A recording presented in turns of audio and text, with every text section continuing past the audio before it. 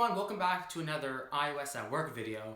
I'm JT, and in this video, we're gonna be mastering iMessage.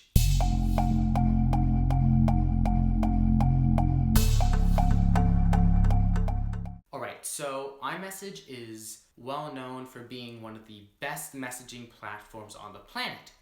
And because of that, many people use it. And in this video, for the hundreds of millions of you out there, I wanted to give you guys some awesome tips and show you some awesome apps that will make your iMessage experience that much better.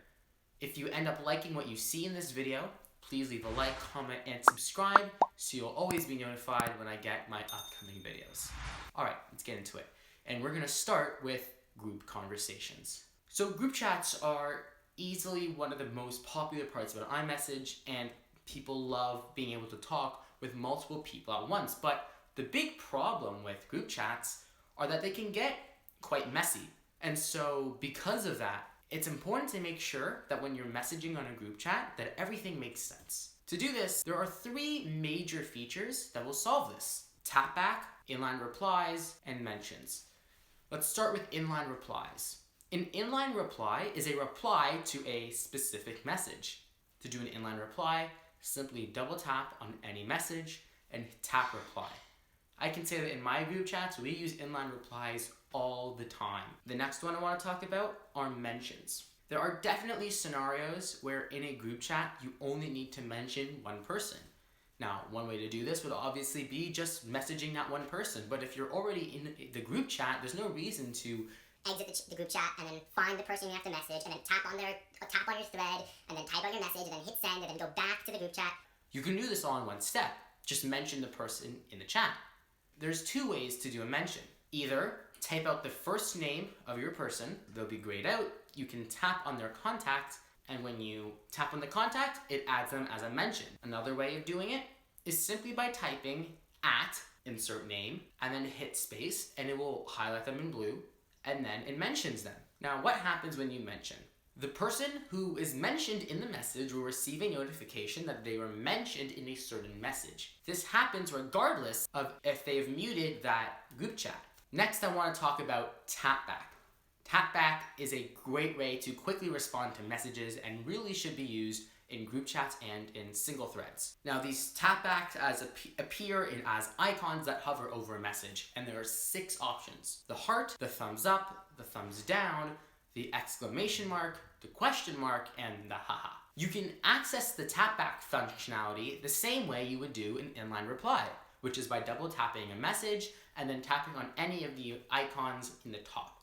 Next, I want to talk about a couple apps which I think are super cool.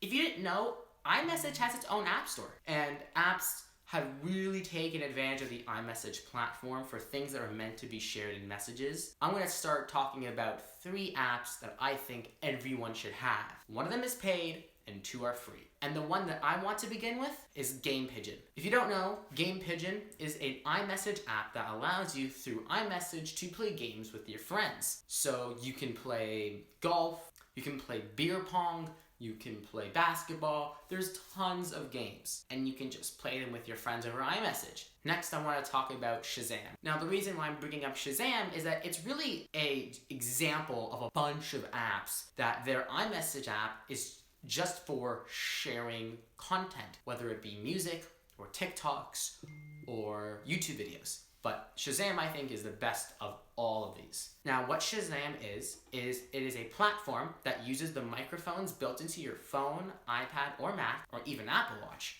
And it will listen to the music that you're listening to, and will be able to recognize what song you're playing. And it will be able to add it to your library if you're using the Shazam app. Now, what's awesome about Shazam is that their iMessage app does 2 things. One, it has the Shazam function, so you can recognize songs right from iMessage.